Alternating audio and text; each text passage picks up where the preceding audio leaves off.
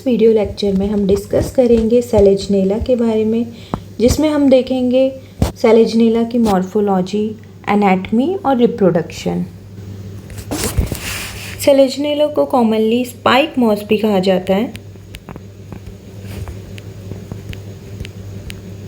And it is the only living genus in order Selaginellales.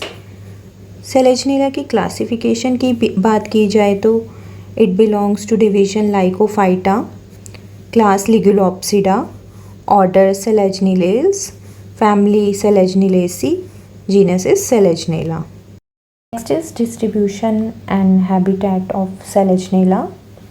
Selaginella की 700 species world wide distributed हैं। 70 species सेलेजनेला की India से report की गई हैं।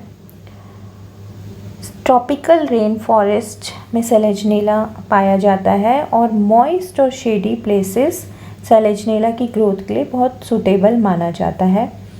कुछ स्पीशीज़ सेलेजनेला की ज़ीरोफिटिक होती हैं, जैसे सेलेजनेला लेपिडोफिला, सेलेजनेला रुपेस्ट्रिस। ज़ीरोफिटिक स्पीशीज़ जो होती हैं वो सेस्पिटोस हैबिट शो करती हैं, जिसमें वो कर्ल हो जाती हैं ड्राई वेदर कंडीशन में। वो कर्ल होके एक बॉल लाइक स्ट्रक्चर बनाती हैं और जैसे ही उन्हें मॉइस्चर कंडीशन मिलती है वो वापस से अनकर्ल हो जाती हैं और वापस से फ्रेश और ग्रीन हो जाती हैं। तो इस हैबिट को हम बोलते हैं सेस्पिटोस हैबिट और इन प्लांट्स को कहा जाता है रिसर्क्शन प्लांट्स। कुछ स्पीशीज सेलेजनेला की एपिफिटिक होती हैं, जैसे सेलेजनेला ओरिगेना।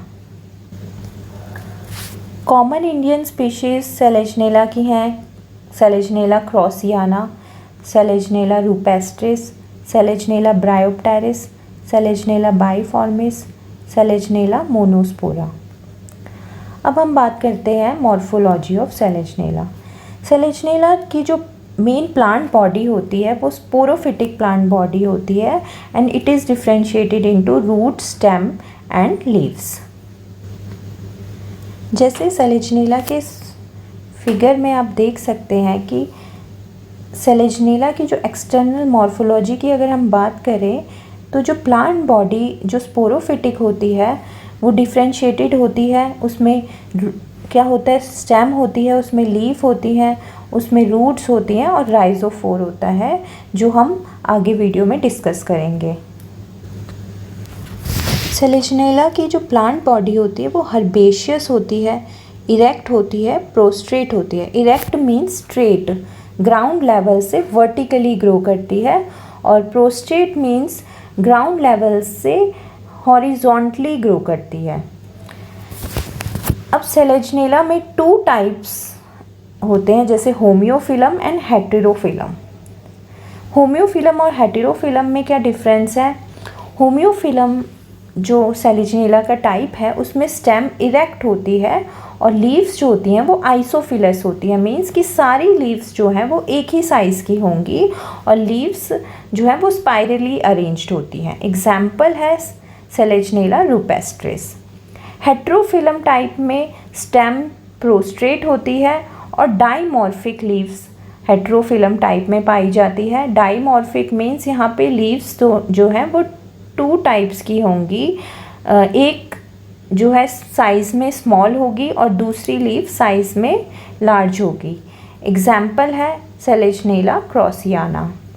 जैसे कि आप इस फिगर में देख सकते हैं, सेलेजनेला रुपेस्ट्रिस जो होम्योफिलम का एग्जाम्पल है, इसमें जो स्टेम है वो इरेक्ट है, वो ग्राउंड लेवल से वर्टिकली ग्रो कर रही है, स्ट्रेट ग्रो कर रही है। और क्रॉसियाना में स्टेम जो होती है वो प्रोस्ट्रेट होती है, मीन्स हॉरिजॉन्टली ग्रो करती है ग्राउंड लेवल से।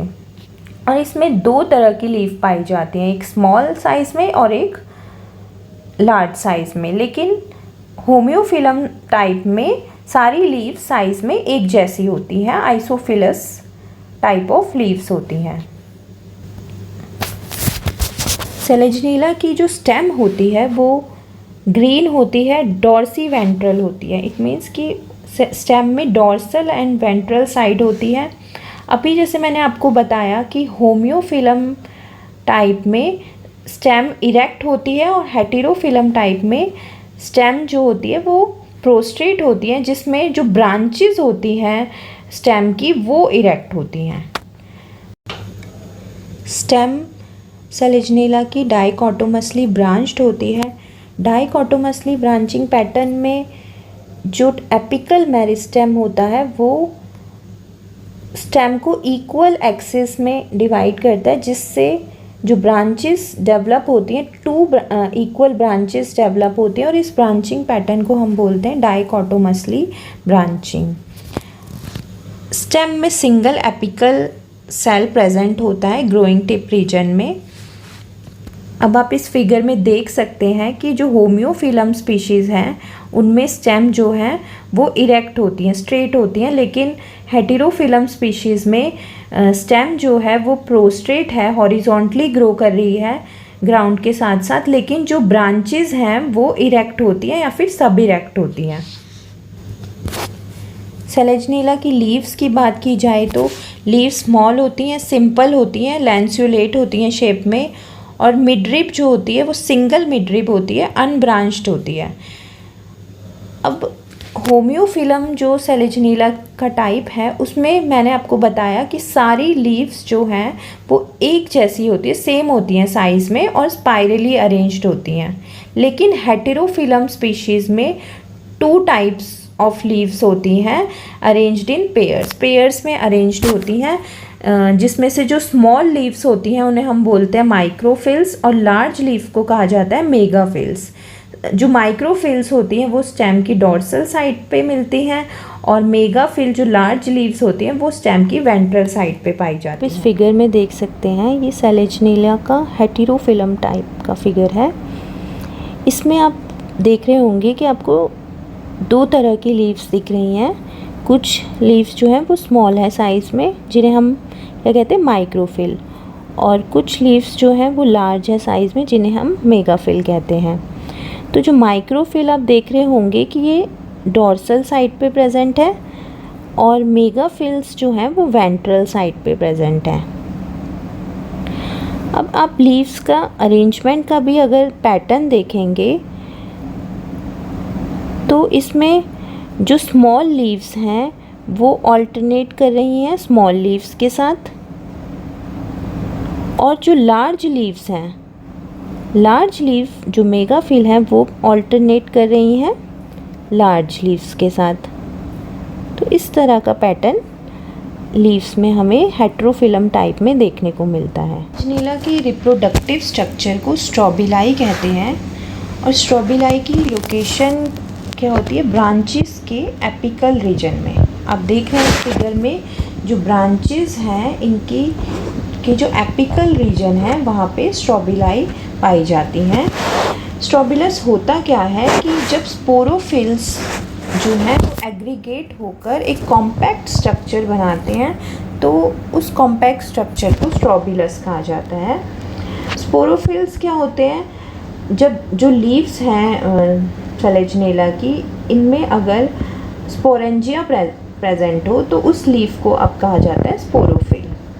तो सेलेजनेला में 2 तरह के स्पोरेंजिया पाए जाते हैं, माइक्रोस्पोरेंजिया एंड मेगास्पोरेंजिया। तो माइक्रोस्पोरोफिल में प्रेजेंट होते हैं माइक्रोस्पोरेंजिया, मेगास्पोरोफिल में प्रेजेंट होते हैं मेगास्पोरेंजिया। सेलेजनेला में एक बहुत इम्पॉर्टेंट स्ट्रक्चर पाया जाता है जिसे हम कहते हैं लिग्यूल।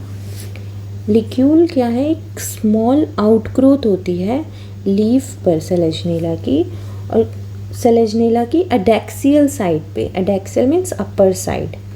तो क्या होता है कि जो सेलेजनेला की लीफ होती है उसके बेसल रीजन पे क्या प्रेजेंट होता है, एक स्मॉल मेम्ब्रेनस आउटग्रोथ होती है अपर साइड पे लीफ की, उसे हम बोलते हैं लिग्यूल।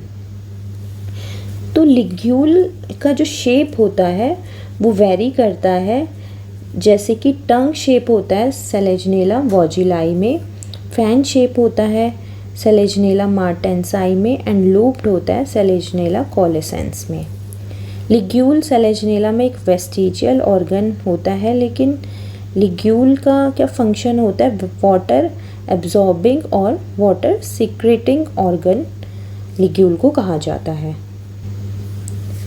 अगर लिग्यूल का स्ट्रक्चर देखें तो लिग्यूल में 2 रीजन्स पाए जाते हैं, एक ग्लॉसोपोडियम, एक होता है बॉडी।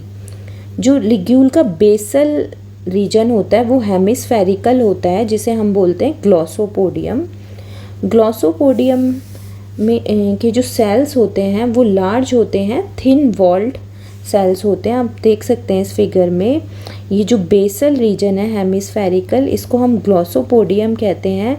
ये बना होता है ग्लॉसोपोडियम लार्ज सेल्स का, थिन वॉल्ड सेल्स का, और इन सेल्स के बाहर एक शीथ प्रेजेंट होती है जिसे हम बोलते हैं ग्लॉसोपोडियम शीथ। और ग्लॉसोपोडियम के ऊपर वाला जो रीजन है उसे हम बोलते हैं बॉडी ऑफ लिग्यूल, जैसे आप इस फिगर में देख सकते हैं। और नीचे वाला जो हेमिस्फेरिकल बेसल रीजन है उसे हम ग्लॉसोपोडियम कहते हैं, एंड अपर रीजन को हम कहते हैं बॉडी ऑफ लिग्यूल। सेलेजनेला की रूट की बात की जाए तो सेलेजनेला में प्राइमरी रूट्स जो होती हैं वो एफीमेरल होती हैं, मीन्स शॉर्ट लिव्ड होती हैं। वो सिर्फ यंग स्पोरोफाइट में पाई जाती हैं। लेकिन एडल्ट स्पोरोफाइट में जो रूट्स होती हैं वो होती हैं एडवेंटिशियस रूट्स। एडवेंटिशियस रूट्स जो है राइजोफोर के टिप रीजन से अराइज होती हैं। आप देख रहे हैं ये जो ब्रांच है इसको हम बोलते हैं राइजोफोर। इसका जो टिप रीजन है, यहाँ से जो ये रूट्स डेवलप हो रही हैं, इनको क्या क्या कहा जाता है, एडवेंटिशियस रूट। आप इन एडवेंटिशियस रूट में जो ब्रांचिंग पैटर्न आप देख रहे हैं वो कैसा है, डाइकोटोमसली ब्रांच्ड हैं ये एडवेंटिशियस रूट्स। जो एडवेंटिशियस रूट्स हैं वो सिर्फ एडल्ट स्पोरोफाइट में पाई जाती हैं। इसके बाद है राइजोफोर। राइजोफोर आप देख रहे हैं कि जो सेलेजनेला में एक ब्रांच है जिसमें ना आपको क्या दिख रही हैं, लीव्स नहीं दिख रही हैं। तो ये जो ब्रांच है ये लीफलेस होती है, कलरलेस ब्रांच होती है। और ये कहाँ से अराइज होती है, जहाँ से सेलेजनेला की जो प्रोस्ट्रेट स्टेम में जहाँ से ब्रांचेस डेवलप कर रही हैं, वहीं से जो एक ब्रांच डेवलप हो रही है जो लीफलेस है, कलरलेस है, उसको क्या कहा जाता है, राइजोफोर। राइजोफोर जियोट्रॉपिक होती है नेचर में, मीन्स ये डाउनवर्ड ग्रो करती हैं और इनके टिप रीजन से एडवेंटिशियस रूट्स डेवलप होती हैं। राइजोफोर में रूट कैप एब्सेंट होती है। सो स्टूडेंट्स, अभी तक हमने सेलेजनेला की मॉर्फोलॉजी के बारे में डिस्कशन किया। अब नेक्स्ट हम सेलेजनेला की एनाटॉमी को डिस्कस करेंगे, जिसमें सबसे पहले हमारा टॉपिक आता है ट्रांसवर्स सेक्शन ऑफ स्टेम। जैसा कि आप इस डायग्राम में देख सकते हैं कि जो स्टेम की आउटर मोस्ट लेयर है उसे हम कहते हैं एपिडर्मिस। एपिडर्मिस सिंगल लेयर्ड होती है, पैरेनकाइमेटस सेल की बनी होती है। Parenchymatous cell thin walled sales होते हैं। क्यूटिकल लेयर स्टेम के केस में प्रेजेंट होती है। रूट हेयर्स और स्टोमेटा एब्सेंट होते हैं। एपिडर्मिस के जस्ट बिलो जो रीजन होता है उसे हम कहते हैं कॉर्टेक्स। सेलेजनेला क्रॉसियाना के केस में कॉर्टेक्स जो है वो 2 रीजन्स में डिफ्रेंशिएटेड है, जैसे कि आप इस डायग्राम में देख सकते हैं। जो आउटर रीजन है उसे हम हाइपोडर्मिस भी कहते हैं और वो बना होता है स्क्लेरेनकाइमेटस सेल का। जो आउटर रीजन है यानी कि हाइपोडर्मिस वो 3 to 5 लेयर्ड होता है, और इनर रीजन जो है कॉर्टेक्स का वो पैरेनकाइमेटस सेल का बना होता है और मल्टी लेयर्ड होता है। लेकिन सेलेजनेला सेलेजनॉइड्स के केस में कॉर्टेक्स में इस तरह का डिफरेंशिएशन नहीं होता और सभी सेल्स कॉर्टेक्स के पैरेनकाइमेटस सेल्स के बने होते हैं। कॉर्टेक्स की जो सेल की शेप होती है वो एंगुलर होती है और इंटरसेल्यूलर स्पेसेस जो होते हैं वो एब्सेंट होते हैं कॉर्टेक्स में। कॉर्टेक्स के बाद जो रीजन आता है वो है endodermis. Endodermis innermost layer of cortex होती है। एंडोडर्मिस के कुछ सेल्स जो हैं वो इलोंगेट कर जाते हैं और उन्हें हम इलोंगेटेड सेल्स को हम क्या कहते हैं, सेलेजनेला के केस में ट्रेबेक्युलाई। और इन इलोंगेटेड जो सेल्स हैं जिन्हें हम ट्रेबेक्युलाई कहते हैं, उनके बीच में प्रेजेंट होते हैं large air chambers, air spaces. और इन इन एंडोडर्मल सेल्स में क्या प्रेजेंट होता है, कैस्पेरियन स्ट्रिप्स। एंडोडर्मिस के बाद जो रीजन होता है उसे हम कहते हैं पेरिसाइकिल।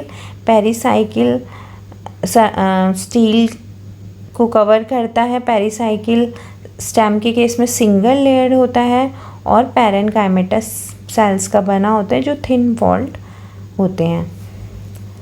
पेरिसाइकिल के जस्ट बाद जो रीजन होता है उसे हम कहते हैं स्टील। सेलेजनेला के केस में स्टील जो है सिंपल होता है, प्रोटोस्टील होता है। प्रोटोस्टील में क्या होता है, जाइलम सेंटर में होगा और उसके बाहर क्या होगा, फ्लोएम होगा। तो इस तरह के स्टील को हम कहेंगे प्रोटोस्टील। और इसमें पिथ एब्सेंट होगी। जैसे कि आप डायग्राम में देख सकते हो, जाइलम जो है वो सेंटर में है और इसके बाहर का जो ये रीजन है इसको हम ये क्या है, फ्लोएम। और फ्लोएम तो और जाइलम एंड फ्लोएम मिलके क्या बना रहे हैं, स्टील। और स्टील कैसे, प्रोटोस्टील। और स्टील के बाहर वाली जो ये लेयर है ये क्या है, पेरिसाइकिल। सेलेजनेला में स्टील का नंबर वेरी करता है डिफरेंट स्पीशीज़ में। जैसे कि मोनोस्टील कंडीशन मींस कि अगर सिर्फ सिंगल स्टील प्रेजेंट होगी तो उसे हम बोलेंगे मोनोस्टील। तो मोनोस्टील पाई जाती है सेलेजनेला स्पाइनोलोसा में। डाई स्टील पाई जाती है सेलेजनेला क्रॉसियाना में। जैसे कि आप इस डायग्राम में देख रहे हो कि डाई स्टीलिक कंडीशन है। पॉलीस्टील, अगर मल्टीपल स्टील है तो पॉलीस्टील, एग्जाम्पल इज सेलेजनेला लेविगेटा।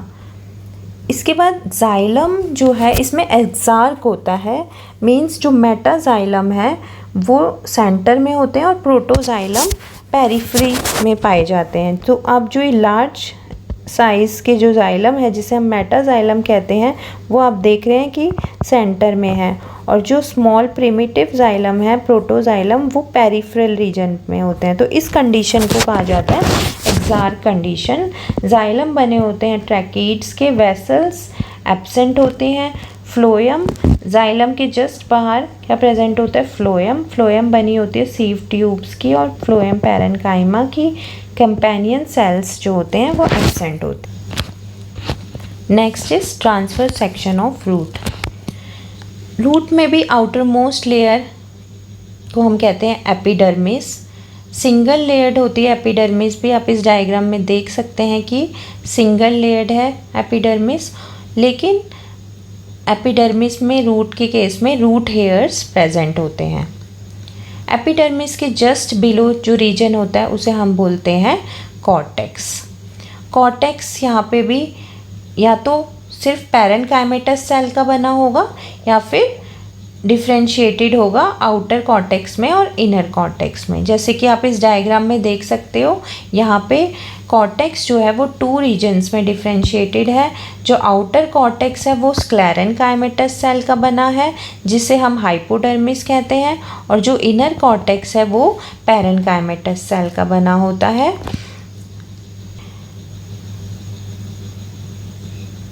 पेरिसाइकिल जो है रूट के केस में 1 to 3 लेयर्ड होती है और पैरेन्काइमेटस सेल की बनी होती है।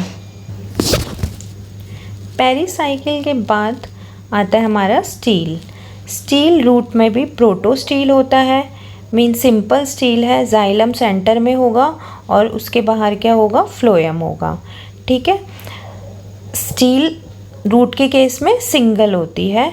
यहाँ पे भी एक्सार्क कंडीशन होती है जाइलम में।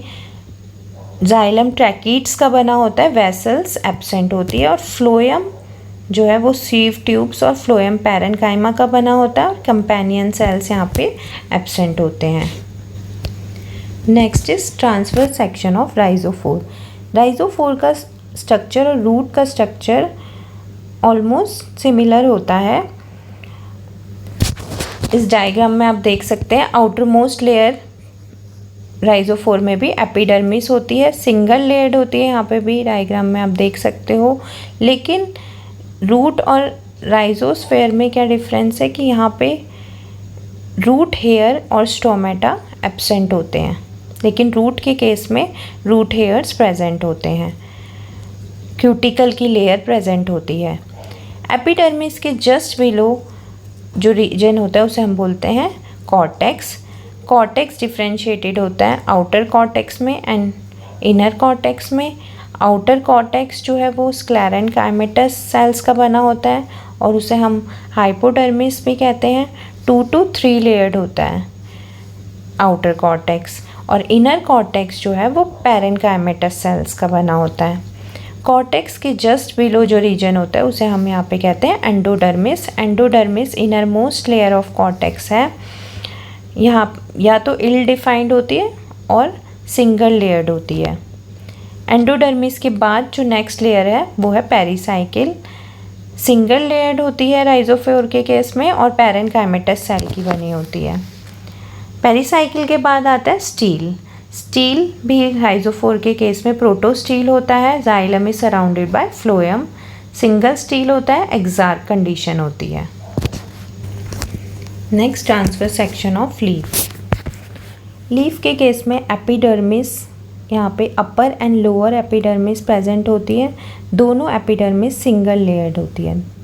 जो ऊपर आप देख रहे हैं ये अपर एपिडर्मिस है, नीचे वाली लोअर एपिडर्मिस, और दोनों एपिडर्मिस सिंगल लेयर्ड है। और एपिडर्मल सेल्स में क्या प्रेजेंट होते हैं? क्लोरोप्लास्ट प्रेजेंट होते हैं, स्टोमेटा प्रेजेंट होते हैं।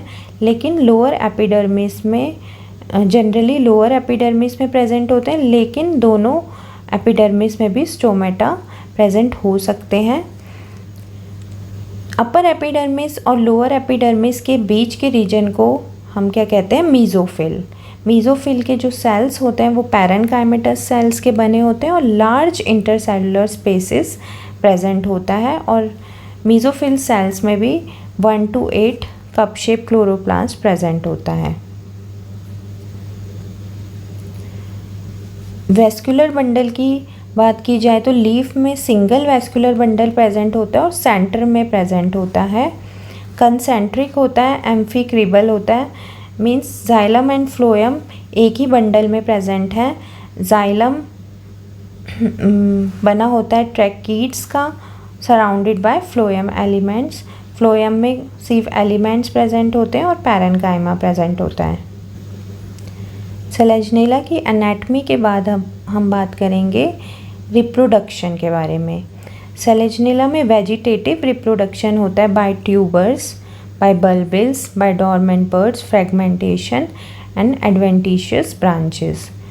बल्बिल्स और डॉर्मेंट बर्ड्स जो वो बनती हैं वो एरियल ब्रांचेस में बनती हैं, और ट्यूबर्स जो होते हैं वो एरियल और अंडरग्राउंड ब्रांचेस में डेवलप होते हैं।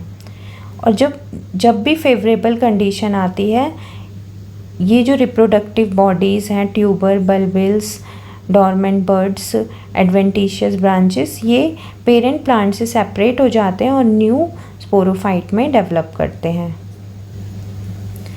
सेलेजनेला में एसेक्सुअल रिप्रोडक्शन होता है बाय मीन्स ऑफ स्पोर्स।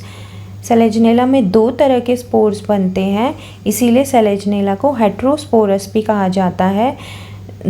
तो 2 जो तरह के स्पोर्स बनते हैं सेलेजनेला में वो होते हैं माइक्रोस्पोर्स एंड मेगास्पोर्स।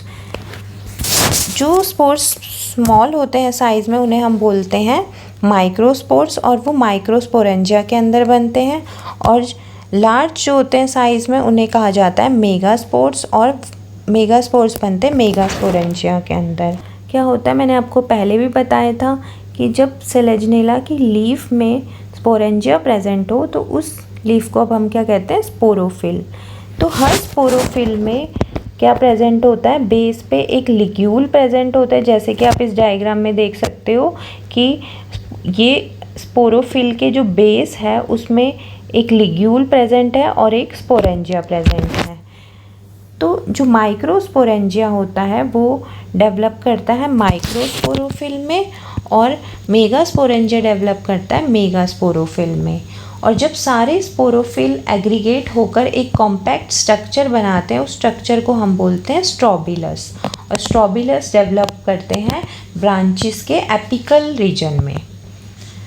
जब आप स्ट्रोबिलस का लॉन्गिट्यूडनल सेक्शन कट करेंगे तो उसमें आप देखेंगे एक सेंट्रल एक्सिस, जैसे कि आप इस डायग्राम में देख सकते हो कि एक सेंट्रल एक्सिस प्रेजेंट है इसमें, और क्या प्रेजेंट है?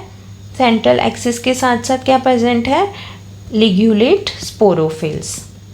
और इन स्पोरोफिल्स के बेस पे आपको क्या मिलेगा, लिग्यूल और एक स्पोरेंजिया। सेलेजनेला के केस में जो स्ट्रोबिलस होता है वो बाइस्पोरेंजिएट भी हो सकता है, यूनिस्पोरेंजिएट भी हो सकता है। मीन्स कि जो माइक्रोस्पोरोफिल और मेगास्पोरोफिल्स हैं वो एक ही स्ट्रोबिलाई के अंदर प्रेजेंट हो सकती हैं या फिर अलग अलग स्ट्रोबिलस में भी प्रेजेंट हो सकती हैं। तो बाइस्पोरेंजिएट के केस में मेगास्पोरोफिल और माइक्रोस्पोरोफिल एक ही स्ट्रोबिलस के अंदर प्रेजेंट होती हैं और इन माइक्रोस्पोरोफिल का और मेगास्पोरोफिल का अरेंजमेंट भी डिफ़र करता है डिफरेंट स्पीशीज़ में। जैसे कि सेलेजनेला इन एक्वेलिफोलिया में आप देख सकते हो कि इस डायग्राम में कि माइक्रोस्पोरोफिल्स एक साइड पे होता है और मेगास्पोरोफिल दूसरी साइड में। जैसे कि इस जो लेफ़्ट साइड है उसमें क्या प्रेजेंट है, माइक्रोस्पोरोफिल, और जो राइट साइड है उसमें क्या प्रेजेंट है, मेगास्पोरोफिल। और सेलेजनेला रूपेस्ट्रिस के केस में क्या होता है, मेगास्पोरोफिल्स जो होंगे वो लोअर साइड में प्रेजेंट होंगे और माइक्रोस्पोरोफिल जो होंगे वो स्ट्रोबिलस के अपर साइड में होंगे। डायग्राम में आप देख सकते हो कि जो माइक्रोस्पोरोफिल्स हैं वो कहाँ पे प्रेजेंट है, अपर साइड में, और मेगास्पोरोफिल प्रेजेंट है लोअर साइड में। इसी तरह सेलेजनेला मार्टेंसाई में माइक्रोस्पोरोफिल प्रेजेंट होते हैं, मिक्स्ड होते हैं, मीन्स दोनों मिक्स होते हैं। जैसे इसमें आप देख सकते हो कि आप ऐसा कोई साइड का डिफ्रेंशिएशन नहीं है, मिक्स है, माइक्रोस्पोरोफिल और मेगास्पोरोफिल मिक्स हैं। और सेलेजनेला क्रॉसियाना के केस में क्या होता है, सिर्फ एक ही मेगास्पोरोफिल प्रेजेंट होते हैं और बाकी सारे क्या होते हैं, माइक्रोस्पोरोफिल। आप देख सकते हो डायग्राम में कि सिर्फ एक मेगास्पोरोफिल प्रेजेंट है और बाकी सारे क्या है, माइक्रोस्पोरोफिल। तो इस तरीके से बाइस्पोरेंजिएट स्ट्रोबिलाई में स्पोरोफिल्स का अरेंजमेंट जो होता है वो डिफ़र करता है डिफरेंट स्पीशीज़ में सेलेजनेला की। लेकिन जो सेलेजनेला ग्रैसिलिस जो स्पीशीज़ है उसमें स्ट्रोबिलस क्या होता है, वो यूनिस्पोरेंजिएट होता है। मीन्स कि या तो उसमें सिर्फ माइक्रोस्पोरोफिल होगा या megasporophyll. Next is microsporangium. Microsporangium globular और इलोंगेटेड होता है शेप में, स्टॉक्ड होता है, रेड, येलो और ब्राउन कलर में होता है। माइक्रोस्पोरेंजियम की जो वॉल होती है वो 2 लेयर्ड होती है, फॉलोड बाय टैपेटम। टैपेटम का क्या फंक्शन होता है, वो न्यूट्रिशनल लेयर होती है, उसका फंक्शन होता है डेवलपिंग स्पोर्स को न्यूट्रिशन प्रोवाइड करना। जब माइक्रोस्पोरेंजियम मैच्योर होता है तो टैपेटल जो सेल्स हैं और जो इनर मोस्ट वॉल है स्पोरेंजिया की वो डीजनरेट हो जाती है और इस टाइम पर जो माइक्रोस्पोरेंजिया होता है वो 1 लेयर्ड होता है। माइक्रोस्पोरेंजियम जो है वो बहुत सारे जो हैं वो माइक्रोस्पोर्स प्रोड्यूस करते हैं। माइक्रोस्पोर्स जो होते हैं वो कंपैरेटिवली स्मॉल होते हैं साइज़ में। माइक्रोस्पोरेंजियम के बाद आता है मेगास्पोरेंजियम। मेगास्पोरेंजियम का जो शेप होता है वो लोब्ड होता है और इसमें जो लोब्स होती हैं वो 4 लोब्स होती हैं। मेगास्पोरेंजियम भी स्टॉक्ड होता है, वाइटिश येलो और रेड होता है कलर में। मेगास्पोरेंजियम की जो वॉल होती है वो भी 2 लेयर्ड होती है, फॉलोड बाय टैपेटम।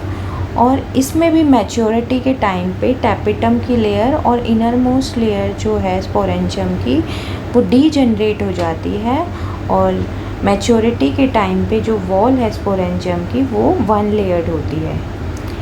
मेगास्पोरेंजियम जो है वो 4 मेगास्पोर्स प्रोड्यूस करता है, लेकिन माइक्रोस्पोरेंजियम जो है वो बहुत सारे माइक्रोस्पोर्स प्रोड्यूस करता है। मेगास्पोर्स का जो साइज़ है वो लार्ज होता है और माइक्रोस्पोर्स का साइज़ स्मॉल होता है।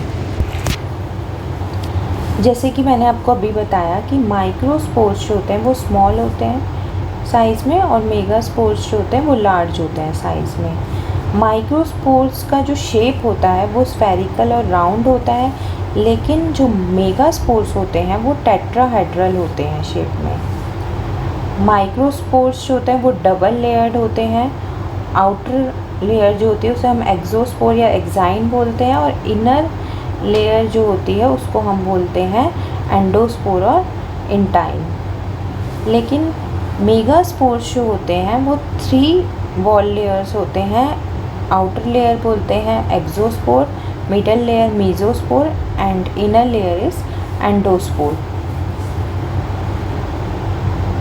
माइक्रोस्पोर यूनिसेलुलर यूनिन्यूक्लिएट स्ट्रक्चर है, और माइक्रोस्पोर जर्मिनेट करके क्या प्रोड्यूस करते हैं, मेल प्रोथैलस। लेकिन मेगास्पोर जर्मिनेट करके क्या प्रोड्यूस करते हैं, फीमेल प्रोथैलस। माइक्रोस्पोर्स का जो जर्मिनेशन है वो माइक्रोस्पोरेंजियम के अंदर ही स्टार्ट हो जाता है, और वो 13 सेल स्टेज में माइक्रोस्पोरेंजियम से रिलीज़ होते हैं। तो माइक्रोस्पोर में फर्स्ट डिवीज़न होती है, जिससे 2 अनइक्वल शेप के सेल्स बनते हैं, जिसमें जो स्मॉल सेल होता है जिसे हम बोलते हैं प्रोथैलियल सेल, और जो लार्ज सेल होता है उसे हम बोलते हैं एंथ्रीडियम इनिशियल। फिर फर्दर डिवीज़न जो है वो एंथ्रीडियम इनिशियल सेल में होती है। एंथ्रीडियम इनिशियल सेल जो है वो डिवाइड होंगे रिपीटेडली और बनाएंगे ग्रुप ऑफ 12 सेल्स। तो इस स्टेज पे जो स्ट्रक्चर बनेगा उसे हम बोलते हैं मेल गैमेटोफाइट, जो 13 सेल्स का बना होता है, जिसमें से एक प्रोथैलियल सेल होता है, 4 प्राइमरी एंड्रोगोनियल सेल्स होते हैं और 8 जैकेट सेल्स होते हैं। और इसी स्टेज पे जो मेल गैमेटोफाइट है वो माइक्रोस्पोरेंजियम से रिलीज़ होता है। फिर प्राइमरी एंड्रोगोनियल सेल्स जो हैं वो रिपीटेडली डिवाइड करेंगे और 128 और 256 एंड्रोसाइट्स और एंथीरोजॉइड मदर सेल्स बनाएंगे।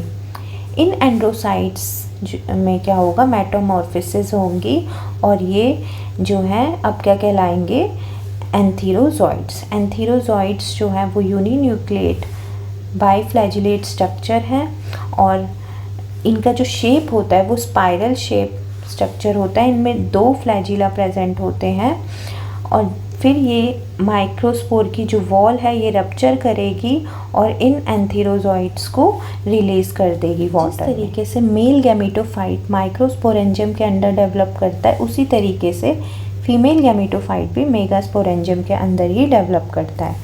तो मेगास्पोर में सबसे पहले क्या होगा, जैसे ही फीमेल गैमेटोफाइट का डेवलपमेंट स्टार्ट होगा, उससे पहले जो मेगास्पोर है उसमें एक लार्ज सेंट्रल वैक्यूल डेवलप करेगा, जिसकी वजह से जो साइटोप्लाज्म है वो अब डिस्ट्रीब्यूट हो जाएगा मेगास्पोर के पेरिफेरल रीजन पे।